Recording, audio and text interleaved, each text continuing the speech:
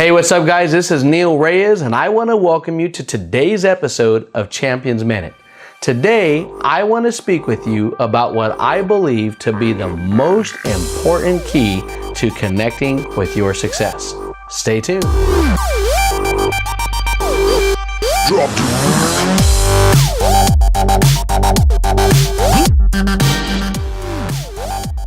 Hey guys, I want to thank you for stopping by to grow with us today as I teach you on what I believe is one of the most important keys to connecting you with your success. No matter what you're trying to connect with, whether if it's a business goal, whether if it's a personal goal, if it's a personal dream or personal aspiration, a relationship goal, whatever it is, a fitness goal, it does not matter. I want to teach you today on consistency. The key to success. Years and years ago when I was in business, I was very young at the time. I say very young. What I mean is I was very young in the Lord at the time.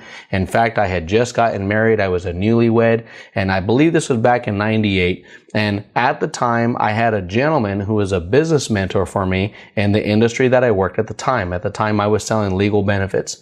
And this gentleman, I remember asking me one day as I was fellowshipping with him, and he turned around and asked me, and he said, "Neal, do you know what the number one key to success is?" And I said, No, I don't think so. What is it? He said, it's consistency. Consistency is the key to success no matter what you do.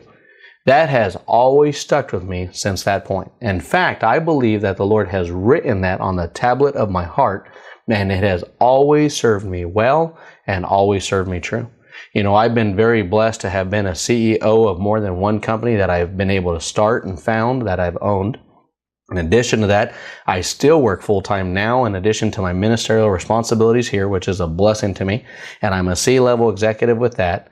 And what I will tell you is that in addition to doing all of that, and all of the speakings that I've done, and all of the business mentoring I've done, and leadership mentoring I've done for people both in my business circles and out of my business circles, I will tell you that the one key principle that I always come back to when I'm teaching them about success and how to connect with success is consistency.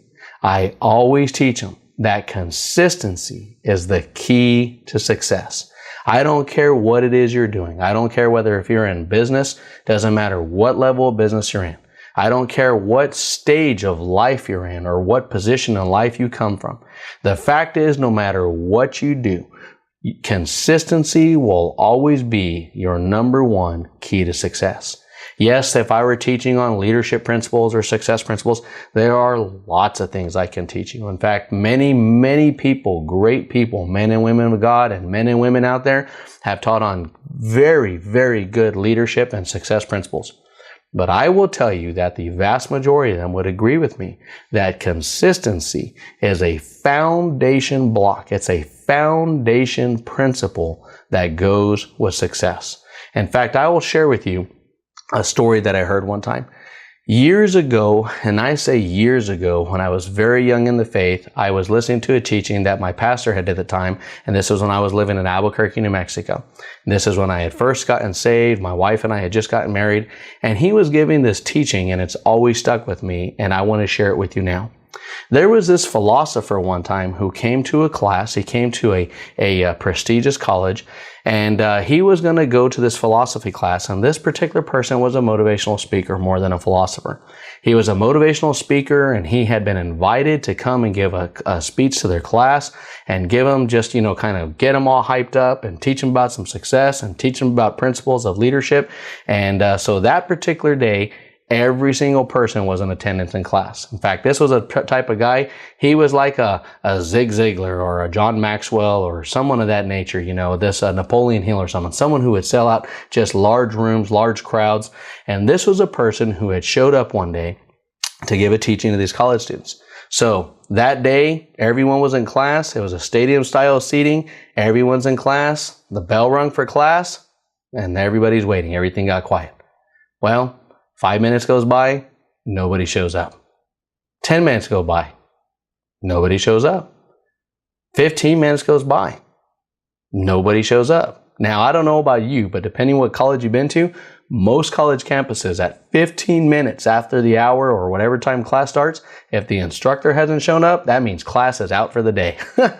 Well, this particular day, everyone stayed seating. You see, they were waiting for this guy who is known to be extremely punctual. This was a guy who had just exceptional leadership skills and was very motivational. And they couldn't figure out why this person was late. I mean, had he forgotten about it? Did he schedule something else? Where was he? And finally, right before the 20th minute hit, the door opens in the front and a gentleman walks down to the front. As he walks down to the front, he goes down to the front and he doesn't say a word to anybody. I mean, this was a guy who was known to come in from the back of the room yelling, high-fiving everybody, screaming, getting everybody hyped up. None of that.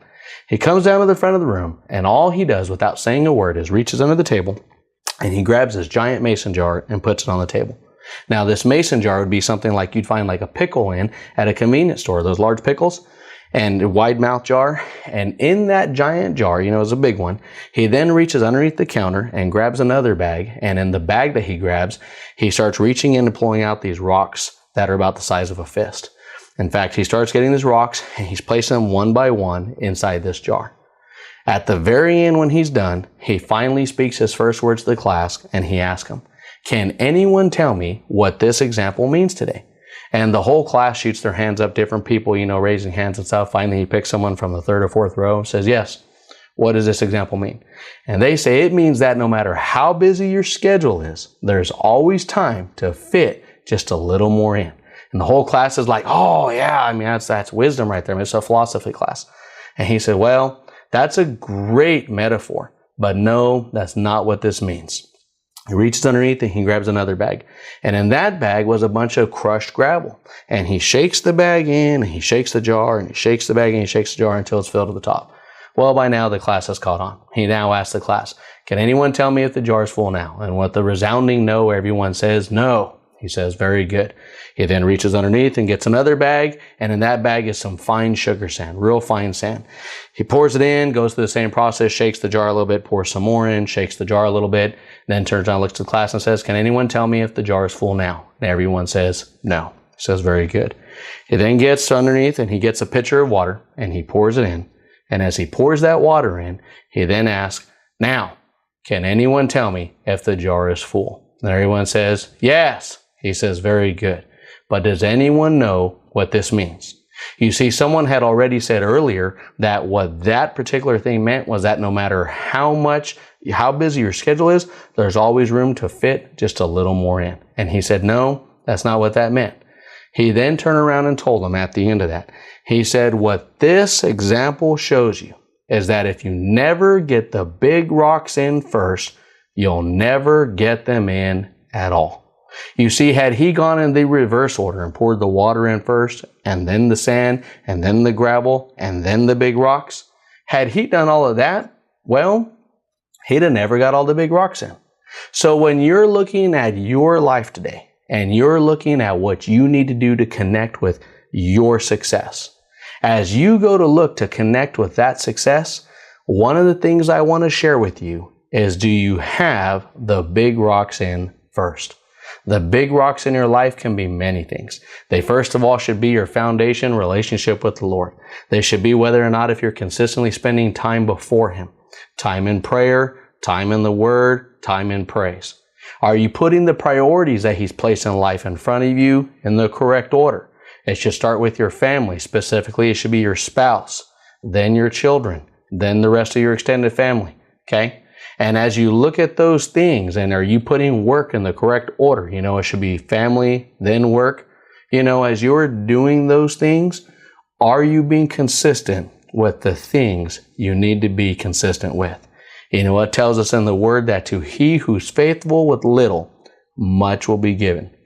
But if you flip that coin over, on the opposite side of it is a scripture that says, to he whom much is given, much is expected, or much is required. Guys, I hope you found this word encouraging for you today. We're so grateful you've taken the time to stop by.